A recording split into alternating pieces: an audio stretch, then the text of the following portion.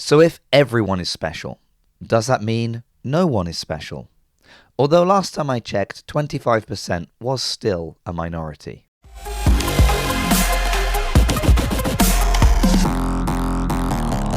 Once again, the second stage of competition leading up to the CrossFit Games is the quarterfinals. What has previously been a relatively comfortable step for the fittest among us, but also a final goal for many in the CrossFit community.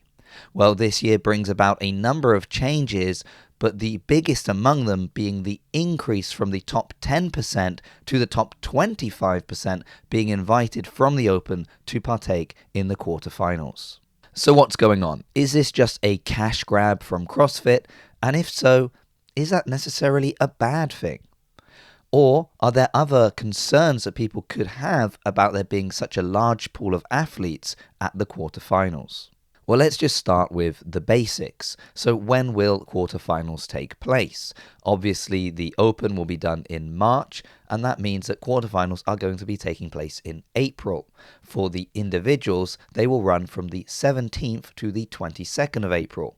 However, this year, the teams are going first from the 3rd to the 8th of April. But what about the age groups, your teens and masters athletes? Well, they will also just be doing the individual quarterfinals. If they have qualified for multiple divisions, well, they will just register once, do the workout once, and their scores will be populated on both leaderboards. So it is kind of CrossFit not to make them pay twice to do the same workout.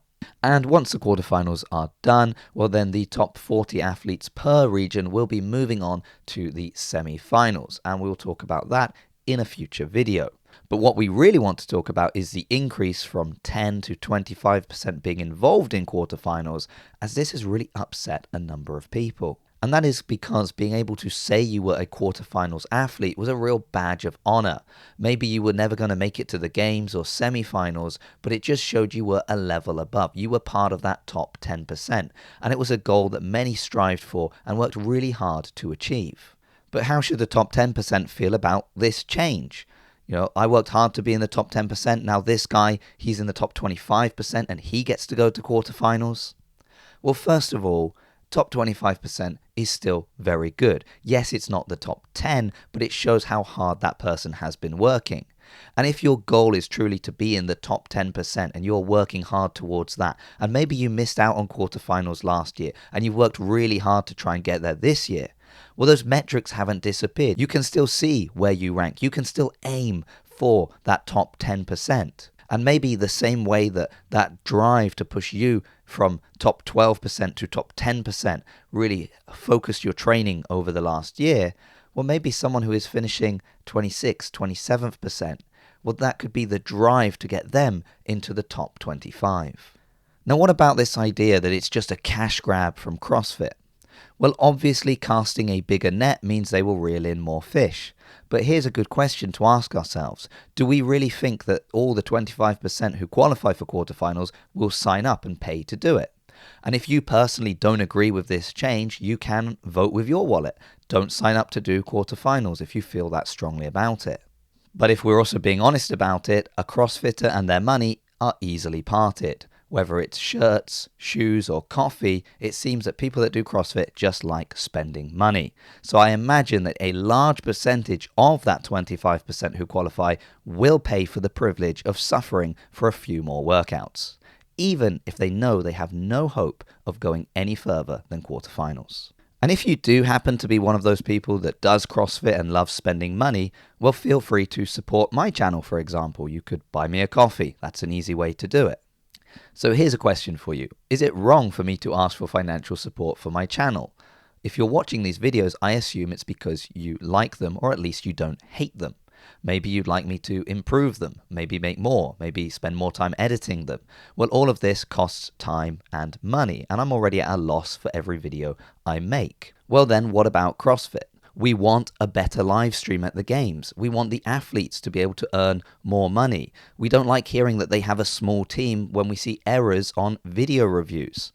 So all of these things we know cost money. And if CrossFit have found another way to increase their revenue stream and no one is being forced to sign up for quarterfinals, is it such a bad thing? However, speaking about video reviews, this is where we do see a serious concern. Many people are worried about how CrossFit will manage the video reviews. They have struggled in years past when it's just been 10% at quarterfinals. Now that you've got 25% and they've still got that small team, how are they going to manage reviewing all those videos? And of course, having a larger field, more people putting scores on the leaderboard, that can create more separation between athletes. The need for accuracy in video reviews is important so that we can have an accurate leaderboard and the correct people can move on to semifinals. And maybe this wouldn't be such a big concern if in the years past it had gone flawlessly, but we've seen delays and errors time and time again, so with a bigger field, it just looks like it could be a cause for bigger problems. And one final area of concern, which sort of goes contrary to the things that Adrian Bosman was saying about the Open and having feedback from affiliate owners and decisions they made were trying to make life easier for affiliate owners. Because if you think about a box that is relatively competitive and maybe qualifies quite a number of people in that top 25%, and they decide they want to do the quarterfinals workouts, well, you've now got to manage all of these people's schedules, thinking that they're probably not professional athletes, so they're going to have work schedules, family commitments, other obligations that they can't move. They're going to have a short window of time to get everyone through those workouts, thinking too about the other members who are paying their membership fee and still want to be able to go and train and work out, so classes are still probably going to have to run as usual. Well, it sounds like a lot of moving parts that affiliate owners are going to have to work out how to manage in the best way. So it does sound like it could be a little bit of a headache, especially for those more competitive CrossFit boxes. So in conclusion, what do we think? Is this just a cash grab from CrossFit?